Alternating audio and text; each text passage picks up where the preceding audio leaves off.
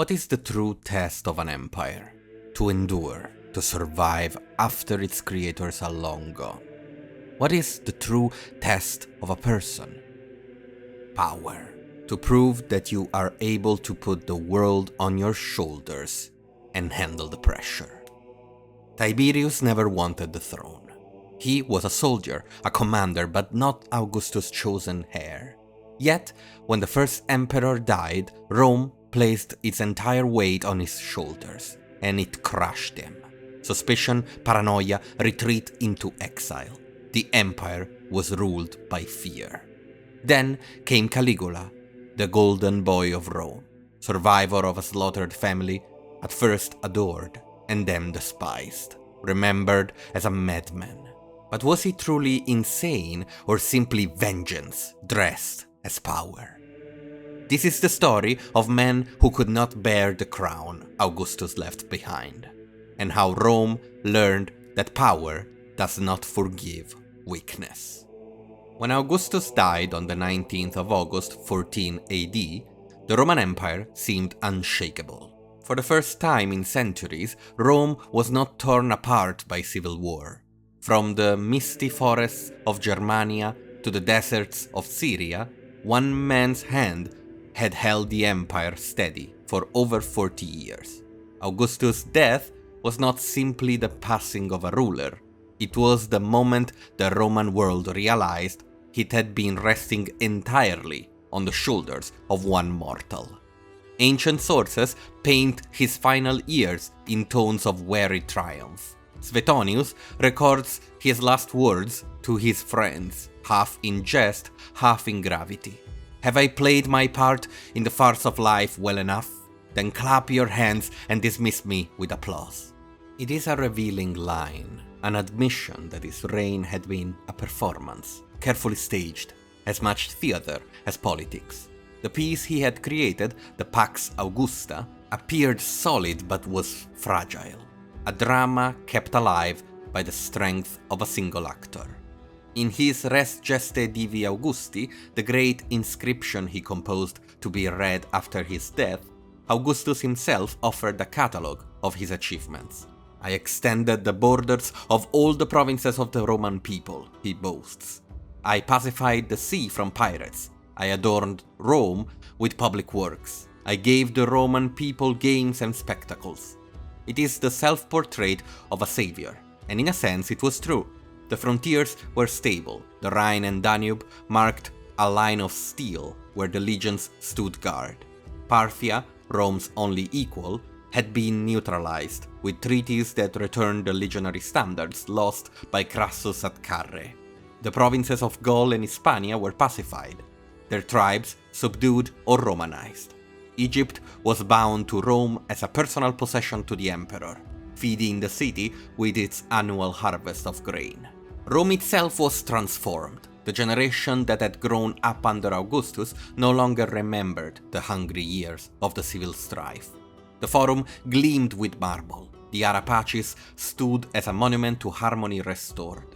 To a Roman citizen walking the streets in 14 AD, the empire must have seemed eternal. But under its glittering surface, problems lurked. Augustus had not solved the problem of succession. Every heir he had chosen was now dead, and only one remained, Tiberius, his stepson, chosen not by affection, but because there was no one else.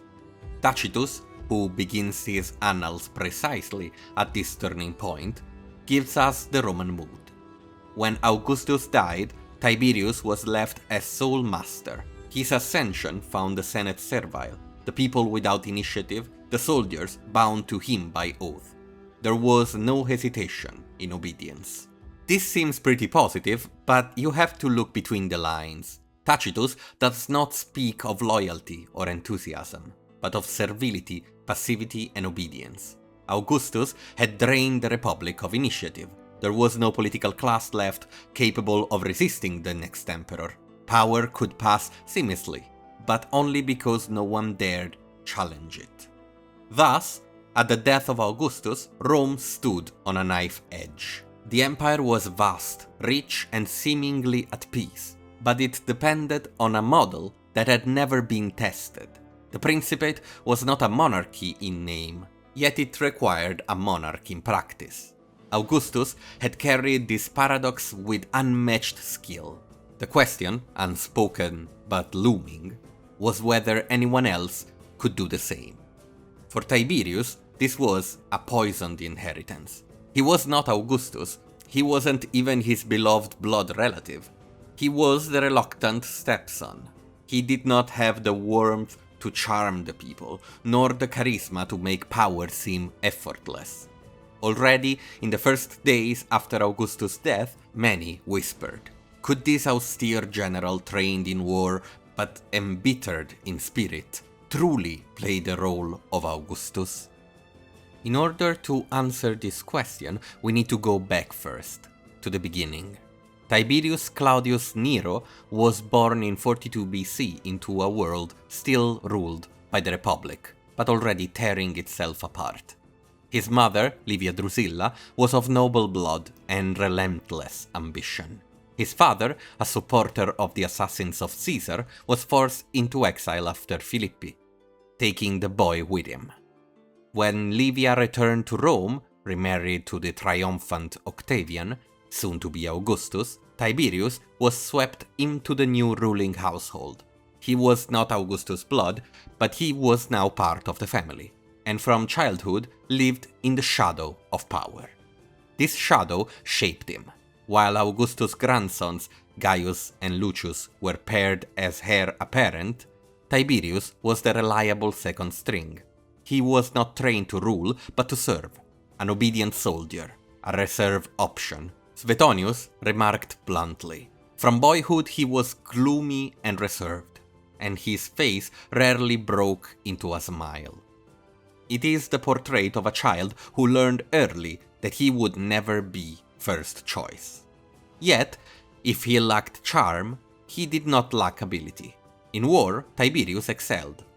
Velleius Paterculus, who actually served under him, heaps praise on his generalship, calling him the most accomplished of commanders, slow to decide but swift to act, cautious in planning but bold in execution.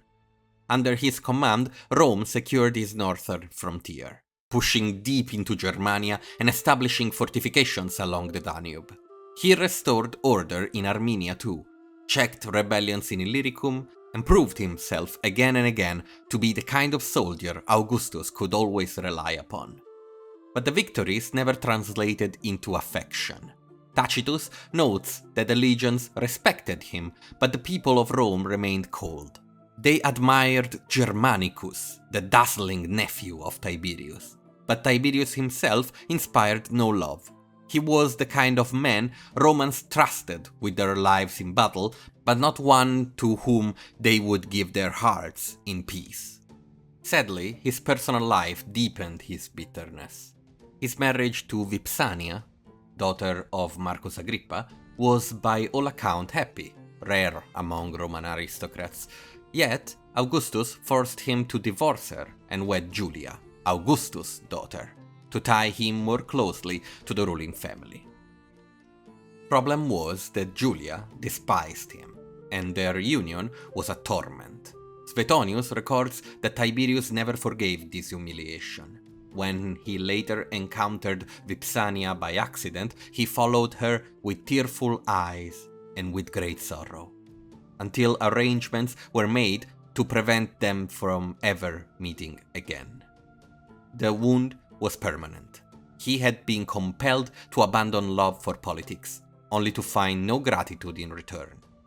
Worse still was his sojourn in Rhodes in 6 BC, at the height of his career. It was a voluntary exile. Tiberius suddenly withdrew from public life and sailed east, settling in the island. The reasons are heavily debated: resentment at being overshadowed by Augustus' grandsons, wariness of his unhappy marriage, perhaps even a calculated move to escape the poisonous intrigues of Rome. Tacitus writes, with his usual acid, that Tiberius retired, leaving the position of heir to the young princess. In Rhodes, he lived quietly, teaching philosophy, walking alone, receiving visitors with reluctance. To many Romans, it seemed cowardice or petulance. To Tiberius, perhaps, it was survival. But Augustus could not leave him in peace. After the deaths of Gaius and Lucius, the line of succession collapsed, and suddenly the unwanted stepson was recalled. In 4 AD, Tiberius was formally adopted as Augustus' son, and the reluctant exile was now heir to the world. Cassius Dio remarks that it was done with little joy. Augustus adopted Tiberius, though against his will, for he disliked him. Harsh words. It was necessity, not love, that placed Tiberius next in line. Thus, by the time Augustus breathed his last, Tiberius was a man both seasoned and scarred. He was a general of immense skill, but also a husband embittered by loss. A man who had been second choice for most of his life, then thrust into the spotlight only when no one else remained. His childhood under Livia's relentless guidance, his unhappy marriages, his retreat into Rhodes, his reluctant recall, all had left their mark. Now, let's stop for just a second and balance the scales. After all, we are hearing from people who don't really have a good opinion of Tiberius. We have already cited, though, Velleius Paterculus, who actually campaigned at his side, and he offers a glowing portrait of Tiberius. His body was strong beyond belief, his mind vigorous, his judgment unerring. He endured hardships like the common soldiers, yet in intellect and prudence surpassed all commanders. To describe his excellence in full would be to outstrip belief. To Velleius, he was not just competent, he was a model of Roman virtue, the perfect balance of discipline, patience, and daring. He looks like Caesar. Tacitus, writing a century later, almost sneers at his praise. He treats this as the empty flattery of a soldier bound to his general's patronage. For Tacitus, Tiberius was a man whose virtues were poisoned by suspicion. Even in his exile on Rhodes, we glimpse at this duality. Suetonius tells us he lived modestly, practicing Greek philosophy, refusing excessive honors, all we said. But Dio, Cassius Dio, adds a darker note, that he spied on visitors, demanded deference, and grew bitter when Romans treated him with indifference. To some, he was the philosopher general, to others, merely a sulking aristocrat. I leave the final judgment to you. And so we return at the ascension of Tiberius, with the impossible task of being Augustus II. His first acts showed this unease. In the Senate, when the titles of powers were offered to him, he hesitated, insisted that the burden was too great for one man and that authority should be shared. Cassius Dio notes he pretended to decline the power as if he were unworthy. Tacitus, less charitable, calls it hypocrisy. He spoke of the burden of the state as if he could not bear it alone, but in reality he desired it wholly, and feared only to be thought desirous of it. To some, this cautious was the sign of a reluctant ruler, to others it was the sly maneuvering of a man who wanted to appear forced into power. The shadow of Augustus loomed over every word. Augustus had worn absolute power with grace, cloaking it with language of the Republic. Tiberius lacked this lightness. He was too stern, too reserved, too plain in speech. Where Augustus could have charmed the Senate into obedience, Tiberius inspired only silence and suspicion. Tacitus remarks that in those first sessions after Augustus' death, a hidden fear gripped all. The Senate watched his face, the soldiers, his commands. Rome obeyed, but did not smile. In these early years, Tiberius actually governed well. He was careful with finances, refusing reckless spending. He strengthened the provinces. He confirmed laws created during Augustus' time, creating a system that would endure instead of being changed time after time after time. He avoided needless wars. Yet, his moderation itself was interpreted as coldness. When he declined honors, it was seen not as humility but as disdain. When he hesitated, it was not caution but duplicity. Dio observes his very moderation in all things was thought to be arrogance. It was the curse of ruling after Augustus. What had been called clemency in the first emperor was called cruelty under the second. The people, too, felt the difference. They had adored Augustus, who had staged games, festivals, and spectacles to win over their affection. Tiberius despised such displays, calling them wasteful distractions. Suetonius records his contempt for the crowd. He cared nothing for popularity, and spoke often against it, saying he was governed by reason, not by the clamor of the people. To a Roman populace raised on bread and circuses, such disdain was unforgivable. And in the background, always, was the memory of Germanicus, the young, charismatic nephew who seemed to embody everything Tiberius was not. Tacitus calls him a man of noble character, with a face and spirit so attractive that he won the affection of the provinces as easily as of the army. Germanicus' very existence reminded Rome of what it had lost, the easy grace of Augustus, reborn in the younger generation. Tiberius, dour and cautious, seemed a poor substitute. So, after living in the shadow of Augustus, Tiberius was now living in the shadow of Germanicus. He was adopted into the Julian line. Young, handsome, eloquent, and charismatic, he had married Agrippina the Elder, Augustus' granddaughter, and together they embodied the hope of a new dynasty. Tacitus gushes unusually for him. About Germanicus, beauty, quick wit, and mercy. To the legions on the Rhine, he was beloved. To the Senate, he was the image of noble tradition. To the people, he was the emperor they wished they had.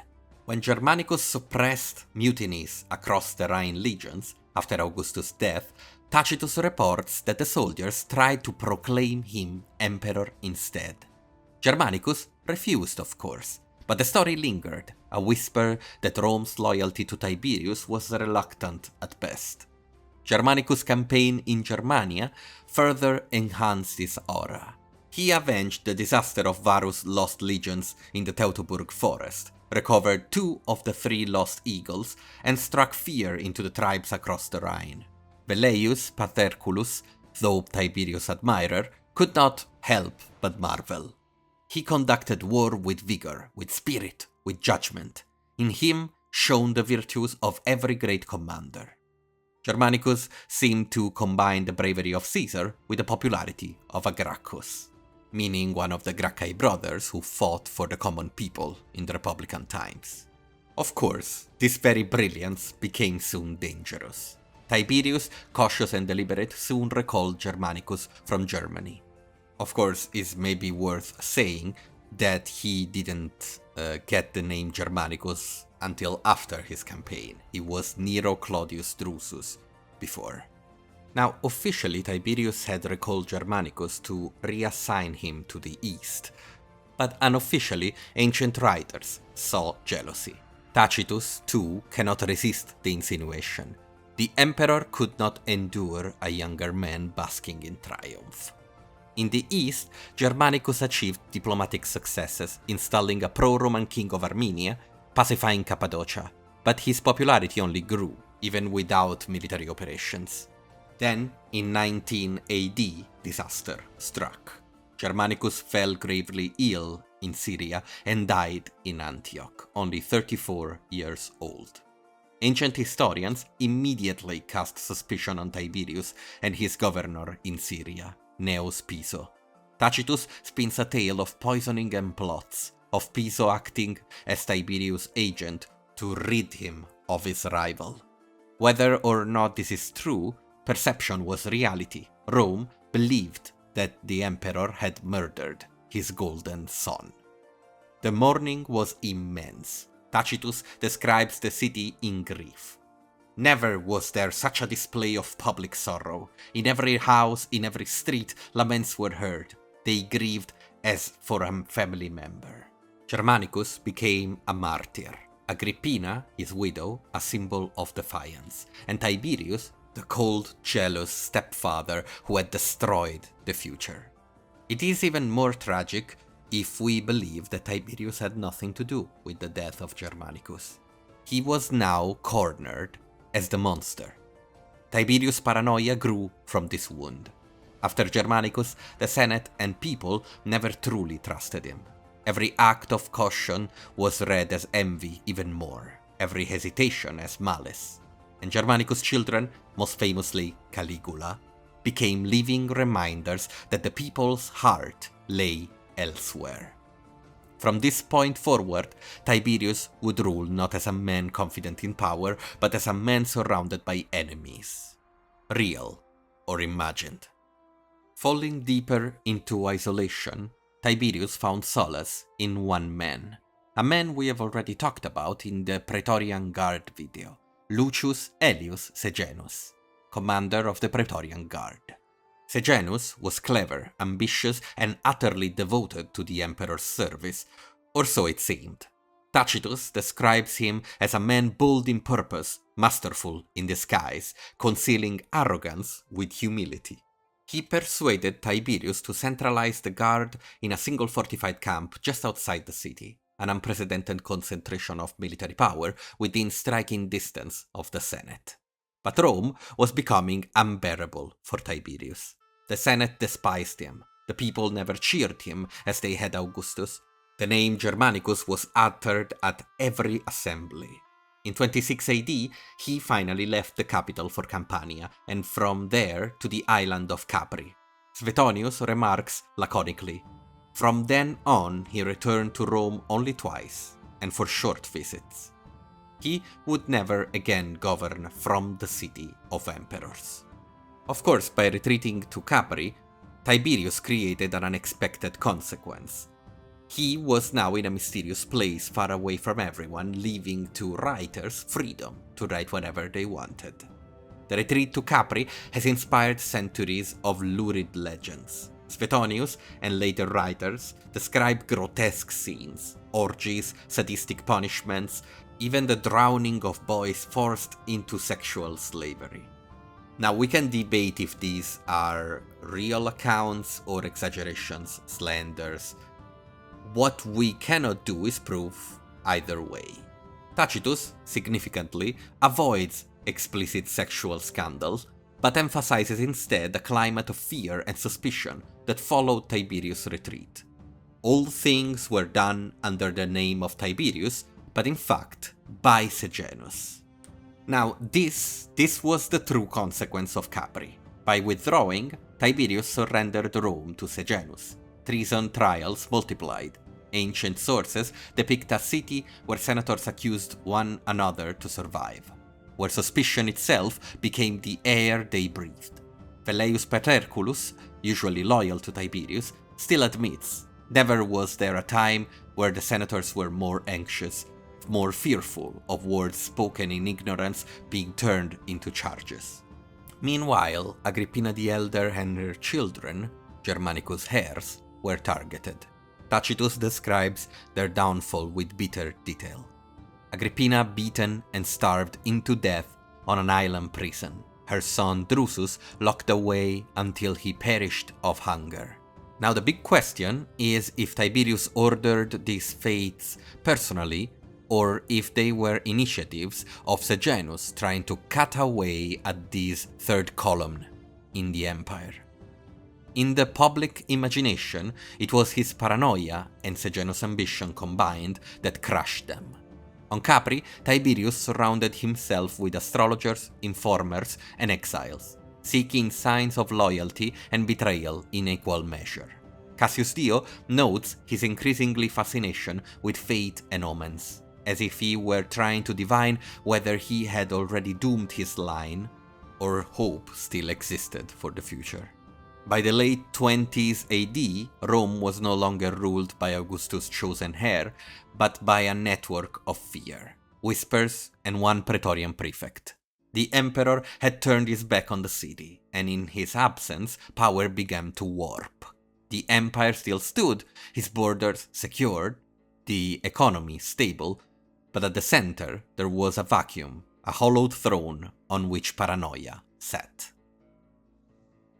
Sejanus was at the center of this paranoia spiral, but being at the center meant both power and danger. The man who had once been indispensable now seemed dangerous to Tiberius' suspicious eyes. Ancient historians emphasize how Sejanus attempted to position himself as heir to the empire, and this triggered alarm.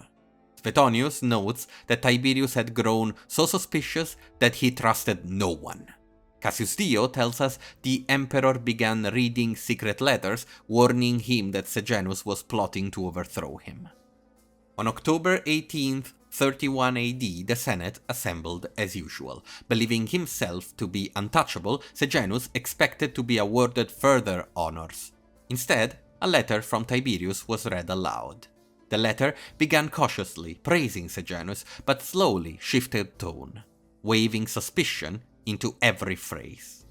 By the end, the message was unmistakable. Sejanus was accused of conspiracy against the emperor.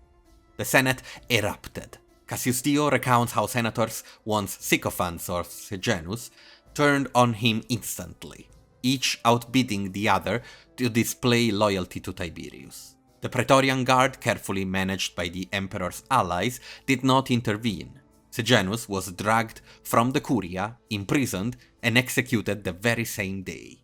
Tacitus notes with cold precision, "So great was the fall of a man whom but a few hours before all considered second only to the emperor." What followed was a bloodbath. Sejanus' statues were toppled, his supporters were rounded up, his children killed. Suetonius writes horrors. One of his sons was executed. His daughter, too young to be legally punished, was violated by the executioner, so she could be killed according to the law forbidding virgins' executions. The brutality was staggering, not just in its cruelty, but in its speed. One day, from the top of the world to the darkest of nightmares. To Tiberius, Capri became even more a fortress of suspicion.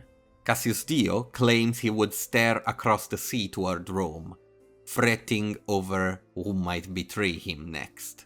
And yet, in the middle of this hurricane of blood and betrayal, a boy remained alive. Gaius, nicknamed Caligula, the Little Boot, had survived where his brothers had perished.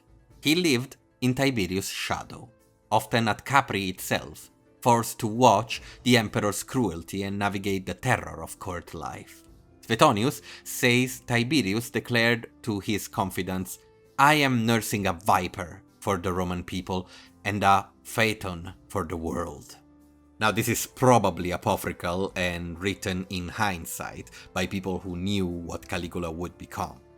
But it does capture a certain essence of Tiberius leaving poison into Rome's bloodstream. So let us turn our focus to Caligula. He was born in 12 AD at Antium, the third of 6 children of Germanicus and Agrippina the Elder. From the start, his life was bound to Rome's greatest hopes. Germanicus, after all, was adored by the people, the natural heir to Tiberius, celebrated for victories in Germania, of course, and for embodying the charisma of the Julian line. The heir of Caesar, in a certain sense. When he died suddenly in Syria, people were, as we said, immediately suspicious of Tiberius.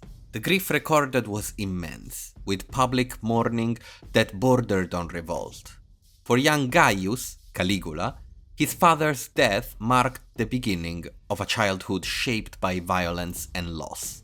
His mother, Agrippina, became a thorn in Tiberius' side, openly accusing him of murdering Germanicus and campaigning for her children's rights. Tacitus describes her as proud and fierce, qualities that made her a target in Tiberius' court. One by one, her sons and allies were eliminated. Nero and Drusus, Caligula's older brothers, were arrested, starved, and executed. Agrippina herself was exiled and eventually starved to death. In the middle of this storm of purges, Caligula survived. And one might ask, why? Ancient writers suggest different reasons. Some say it was sheer luck. He was too young to be considered a threat, while others say it was a strategic choice. Tiberius saw in him a useful puppet. Suetonius, ever eager for a sinister anecdote, claims Tiberius brought Caligula to Capri to keep him under watch and corrupt him. He writes, "He trained him to all manner of vices, out of a savage wish that he might prove the ruin of himself and of all men." Whether this is slander or truth, the image stuck. Caligula was seen as a boy raised amid the cruelty and paranoia of Capri, molded by the emperor's twisted tutelage. A monster who came out of the monster's den. The nickname Caligula came from military life. As a child, he accompanied Germanicus on campaign, dressed in a miniature armor and boots. Calige. He delighted the legions. Soldiers adored him, calling him their little boot. Caligula. Suetonius notes that Caligula hated the name as an adult, but it clung to him forever, symbolizing both his early popularity and the irony of a man once beloved by the soldier, turning into a tyrant hated by all. Tacitus, whose surviving books unfortunately break off before Caligula's reign, leaves us with fragments of how this boy endured Tiberius' court. He notes Caligula mastered the art of survival through silence. Though in bondage, he showed neither hatred nor sorrow. Nor did Tiberius ever discover in him a word that could be remembered. It is the portrait of a boy suppressing grief and rage while his family was destroyed, existing in silence like a ghost. It has haunted historians ever since, creating a two-faced Caligula. Was this the seed of his later cruelty? It is impossible to say, but easy to imagine. By the time Tiberius grew old and sick, Caligula was one of the last viable heirs of the Julio-Claudian line. The emperor's paranoia had consumed so many others that even he recognized the inevitable. Cassius Dio reports that Tiberius wavered between Caligula and his own grandson, Tiberius Gemellus, as successor. In his final years, Tiberius' indecision only heightened the sense of dread. Did Tiberius want to leave Rome in good hands, or was he preparing his final vengeance? And so as we approach the end of Tiberius, let's take a little bit of a stock of his reign. Roman emperors often have two faces on this level. They can be terrible personally and create a ball of terror, you could say, around them, but the empire might thrive under them. Tiberius was actually competent as an administrator. He avoided reckless wars and was, stingy, meaning that the treasury was very healthy when he died. He didn't overstretch and managed to strengthen the defenses, especially in Germany, an area that was under a high level of pressure during Augustus' reign. It has to be said that Tiberius is also inheriting Augustus' Rome, meaning a Rome that is incredibly healthy, so make of that what you will. But while he was competent, power destroyed him, destroyed his mind. Every single testimony we receive says that when he was just a general and handling his business, he was good. He could have been a happy man. But having the empire and being forced away from anyone who truly loved him destroyed him completely. And well, he would make sure that this would be inherited by those who came after him. Now, old Tiberius died in 37 AD. We will not give a definitive answer on how he died. He might have died by himself as an old man, but Suetonius tells us that while everyone thought he was dead, he was still alive in bed, and he was smothered by either Caligula's allies or Caligula himself. The death of the emperor was not met with grief, but with relief. Rome had endured over 2 decades of suspicion, treason trials, and fear. Caligula, by contrast, seemed the perfect remedy. He was the son of Germanicus, the Golden Prince, who had once embodied Rome's hopes. He was young, charismatic, and most importantly, he was not Tiberius. The city erupted in celebration. Cassius Dio writes that the people, on hearing Tiberius' death, could not restrain their joy. Suetonius even notes that some hailed Caligula as the dawn of a new golden age, the heir of Augustus at last. The first months of his reign seemed to fulfill those expectations. Caligula immediately distanced himself from Tiberius' hated rule. He recalled exiles, ended ongoing treason trials, and famously, publicly burned the secret records Tiberius had kept of informers and accusations. The secret book that could kill anyone who talked ill about the empire or the emperor. Caligula also played heavily on his father's legacy. He arranged lavish games, public feasts, and spectacles that honored Germanicus. This, after the boring reign of Tiberius, who didn't really like games, was a breath of fresh air for everyone. The people adored it. Perhaps most telling was his relationship with the Senate. In those early months, Caligula flattered the senators, honoring their authority and declaring he would rule in partnership with them, unlike Tiberius, who had grown ever more suspicious and autocratic. It was an illusion of renewal, but shadows lingered. Even as the crowds cheered, the question of succession hung in the air. Tiberius had left his grandson, Gemellus, as co-heir with Caligula. The boy was only a teenager, but his existence was a reminder that the dynasty had multiple branches. Caligula quickly maneuvered around him. Cassius Dio records that he adopted Gemellus formally, but soon began mocking his immaturity and suggesting he needed drugs to strengthen him. Hints that he was unfit to rule.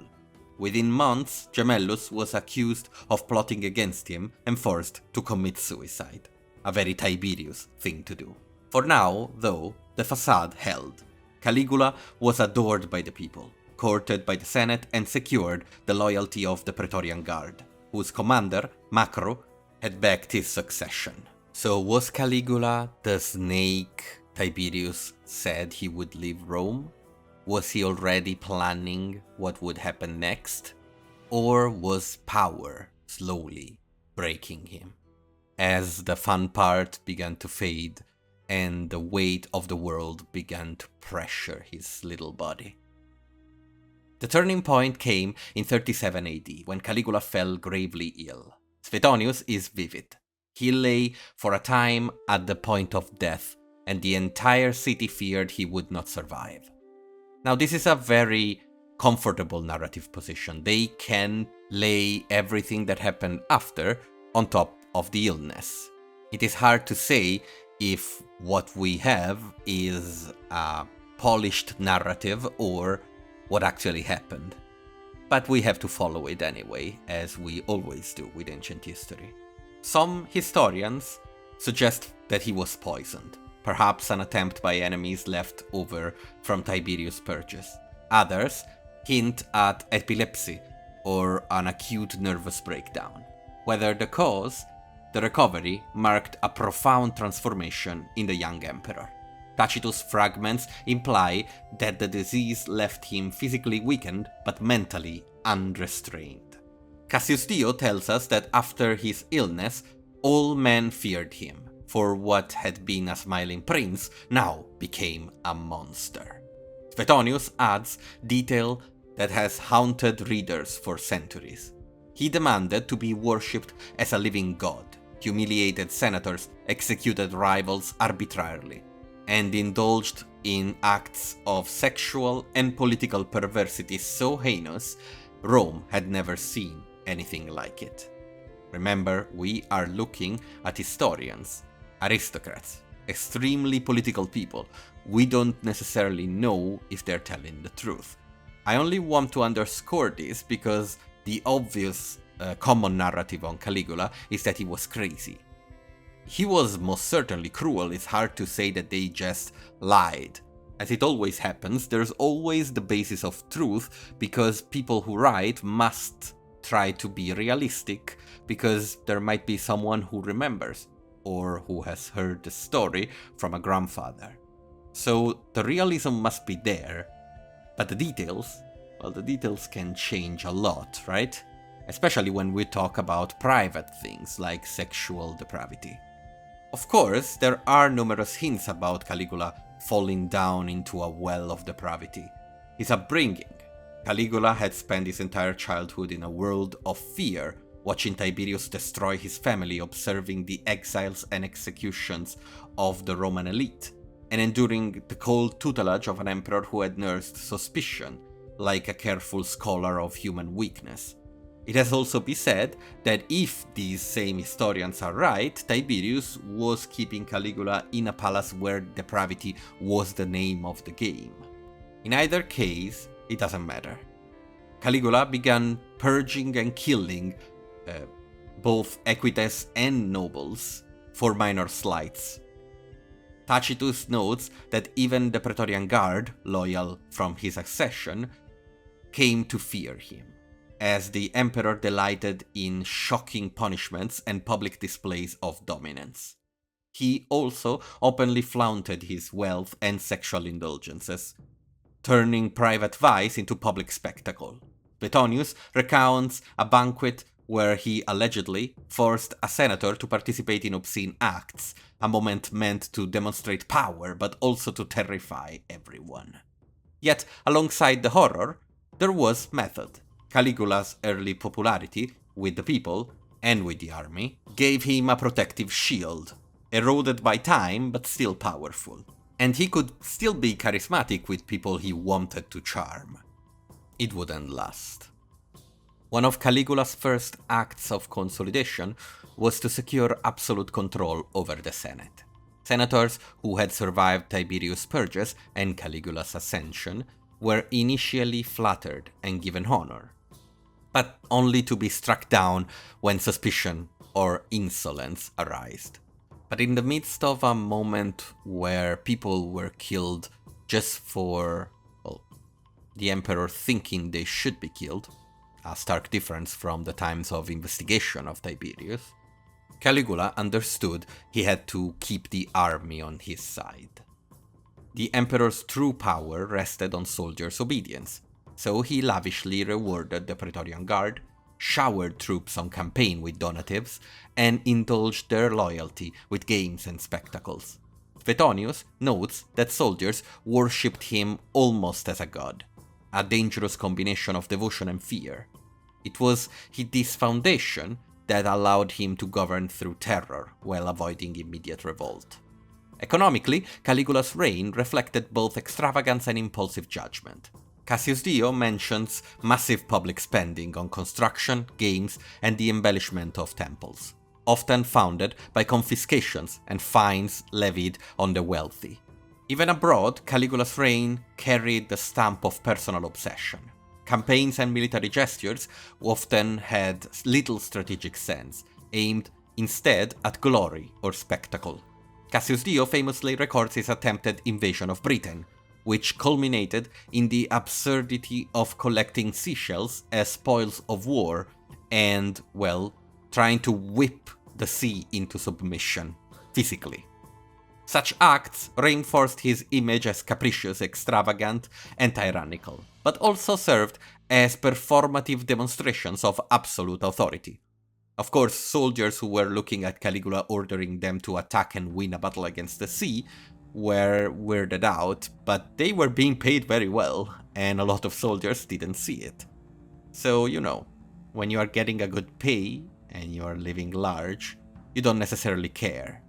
The characteristic of Caligula, as many other of the worst emperors on classic lists of worst emperors, is that he made the lives of people around him worse, not the whole empire. The whole empire survived very well. So, the worst emperors, are they the crazy ones, or maybe the ones who make incredible, large plans for invasions that destroy the economy of the entire empire for generations to come? Either way, the pattern is unmistakable. power consumed the emperor. His predecessor was consumed by the fear of losing it, of betrayal. Caligula was consumed by the use of it, by the fact that he could do anything after a life where he was subjected to the will of others in horrible ways. Speaking about politics, Caligula accelerated the centralization of imperial power that Tiberius had begun. Where his predecessor had relied on secrecy, withdrawal, and fear from a distance, Caligula performed terror publicly. Senators were humiliated and executed. Provincial governors were kept in line by unpredictability, the possibility of being recalled at any time. Caligula was training Rome to a new kind of obedience, very different from the reciprocal trust that existed under Augustus. The Senate wasn't a real counterweight to Augustus, but it looked like it. It gave the idea that the emperor had a counterweight. Now, it was obviously theatrical, surviving only through obedience. In the end, the consequences didn't really take a lot of time to come to him. In 41 AD, after only 4 years of reign, Caligula was cornered by the Praetorian Guard and senatorial conspirators. Frustrated by his capricious cruelty, afraid that they could be next, they struck him down in the palace. Suetonius recounts the scene. He was attacked and stabbed repeatedly. His wife and daughter were killed, and the guards made no attempt to intervene. The empire mourned and celebrated in equal measure, relief at the end of terror and fear over what would follow. Yet, the consequences of Tiberius and Caligula reigns persisted. Their combined rule changed completely the road taken by Augustus for the Julio-Claudian dynasty. Power was now absolute, lethal, and psychologically transformative. Heirs were raised in fear, survival depended on cunning, and the centralization of authority made rebellion both deadly and difficult. Tacitus concludes that the empire's stability under the early emperor came at the cost of moral and psychological decay. The state endured, but the hearts of men were poisoned. And so, since we follow Plutarch in trying to find meaning in these stories, what can we learn from it? In the final reckoning, these reigns reveal a grim truth about power. Augustus bore the burden with remarkable discipline and political foresight, but he was incapable of reigning in his family and prepare for succession. Tiberius survived by retreat, calculation, and cruelty born of fear. Caligula, inheriting trauma and absolute authority, performed the extremes of terror and spectacle, showing what happens when the lessons of survival and vengeance dominate a young, untested, psychologically scarred ruler. Rome endured, but at immense human cost. And the dream of the princeps, the dream of an emperor who rules by being the first among equals, was completely lost forever.